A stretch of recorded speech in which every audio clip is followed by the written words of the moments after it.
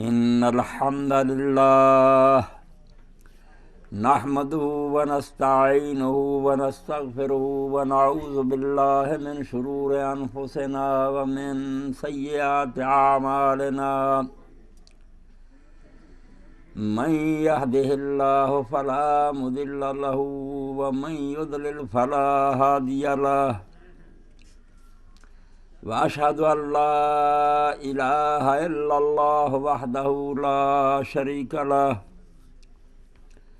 وأشهد أن سيدنا ومولانا محمدا عبده ورسوله صلى الله تعالى عليه وعلى آله وأصحابه وبارك وسلم يا أيها الذين آمنوا اتقوا الله حق تقاته ولا تموتن إلا وأنتم مسلمون يا أيها الناس اتقوا ربكم الذي خلقكم من نفس واحدة وخلق منها زوجها وبث منهما رجالا كثيرا ونساء واتقوا الله الذي تساءلون به والأرحام إن الله كان عليكم رقيبا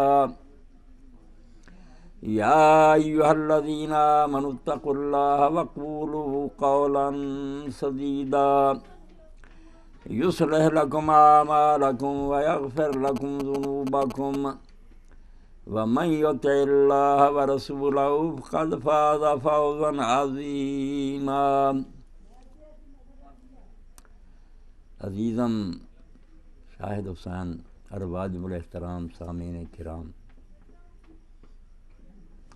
جس تقریب میں آپ شریک ہیں یہ دین کے نقطہ نگاہ سے کوئی دنیاوی رسم نہیں ہے۔ اللہ کے حبیب پاک سید الاولین والآخرین فداہ ابی و امی و روحی حضرت محمد مصطفیٰ صلی اللہ علیہ وسلم کی نظر میں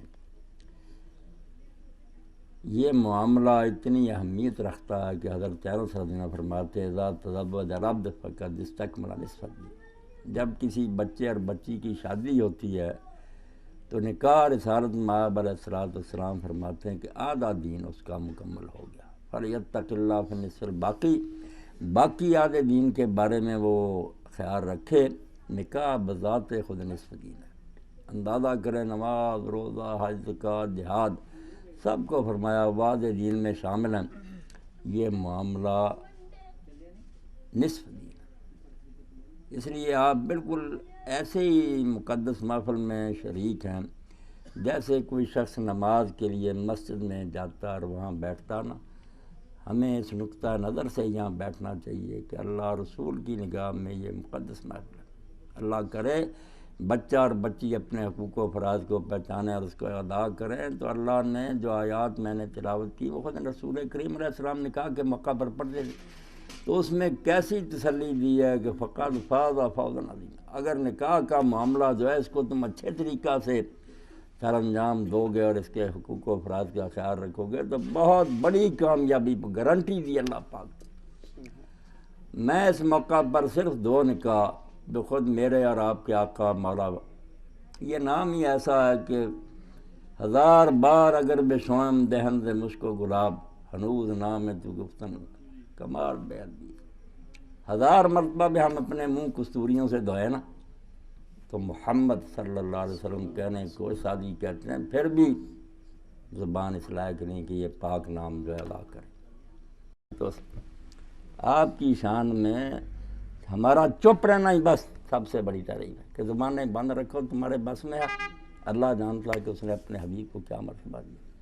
تو رسول کریم علیہ السلام نے دو شادیاں جو اپنے اہتمام سے کی ہے۔ بچہ شاہد میرے سامنے بیٹھا، اس کا نکاح میری نظر میں بالکل ملتا ان دو نکاحوں سے جن کا ریکارڈ ہم تک صحیح پہنچ گیا۔ اللہ کے رسول علیہ السلام نے خود ان دو بچیوں کا نکاح کیا۔ ویسے لوگ اپنے بچیوں کا کرتے تھے اس زمانہ میں، مگر یہ دو نکاح خود رسول کریم علیہ السلام نے کیا۔ اس محفل میں ان کا بیان بہت ضروری ہے تاکہ اندازہ ہو کہ کیسے بت تھے جو اللہ کے رسول علیہ السلام نے توڑے، جو توڑے نہیں جا سکتے، اب بھی نہیں توڑے جاتے۔